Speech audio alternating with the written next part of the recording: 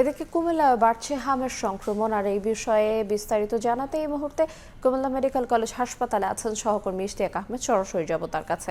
ইশতিয়াক, সারা দেশে নিয়ে কুমিল্লা জেলাও কিন্তু হামের যে প্রাদুর্ভাব সেটা কিন্তু ক্রমান্বয়ে বাড়তে শুরু করেছে এবং আমরা দেখেছি গত কয়েকদিন ধরে কুমিল্লা জেলায় প্রতিদিনই কিন্তু নতুন নতুন শিশু হামে আক্রান্ত হয়ে অর্থাৎ হামের উপসর্গ নিয়ে কিন্তু কুমিল্লা মেডিকেল কলেজ হাসপাতালে এসে ভর্তি হচ্ছেন এবং তারা চিকিৎসা নিচ্ছেন।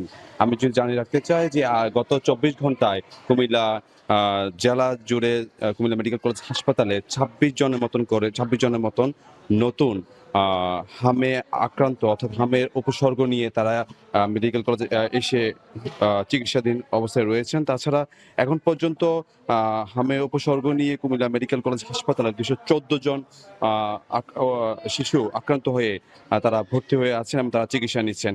একটি বিষয় জানা রাখতে চাই, কুমিল্লা জেলা জুড়ে এখন পর্যন্ত যে ১৭টি উপজেলা রয়েছে এবং তার পাশাপাশি নোয়াখালী, ফেনী, নোয়াখালী, চাঁদপুর এবং ব্রাহ্মণবাড়িয়া থেকে প্রতিদিনে নতুন নতুন শিশুরা হামের উপসর্গ নিয়ে তারা মেডিকেল কলেজে আসছেন এবং বিশেষ করে উপজেলায় কমপ্লেক্সে যখন তারা শিশুগুলো যাচ্ছেন যখন দেখছেন কর্তব্যরত চিকিৎসক যে শিশুগুলোর অবস্থা আশঙ্কাজনকভাবে কিছুটা ভয়াবহ রূপ নিয়েছে, তখন তারা কুমিল্লা মেডিকেল কলেজ হাসপাতালে প্রেরণ করছেন। আমি একটু আপনাদের জানিয়ে রাখতে চাই যে এখন পর্যন্ত কুমিল্লা মেডিকেল কলেজ হাসপাতালে সন্দেহজনক হামের রোগী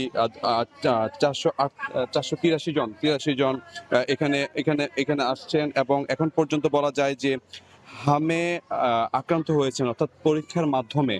আপনারা জানেন যে এখানে রক্ত পরীক্ষা করা হয় এবং সেই রিপোর্ট ঢাকা পাঠানো হয়, তারপর ৭ দিন পর সেই রিপোর্টগুলো আসে। সেই অনুযায়ী এখন পর্যন্ত ২৭ জন হামে আক্রান্ত হয়েছেন এবং হামে আক্রান্ত হয়ে ৩ জন ঢাকায় মারা গিয়েছেন বলে সন্দেহ করা হচ্ছে। কারণ যে ৩ জন মারা গিয়েছেন তাদের রক্ত পরীক্ষা করা হয়নি, যার কারণে ডাক্তাররা বলছেন সন্দেহজনকভাবে তারা হামে আক্রান্ত হয়ে মারা গিয়েছেন, এমনটাই বলছেন।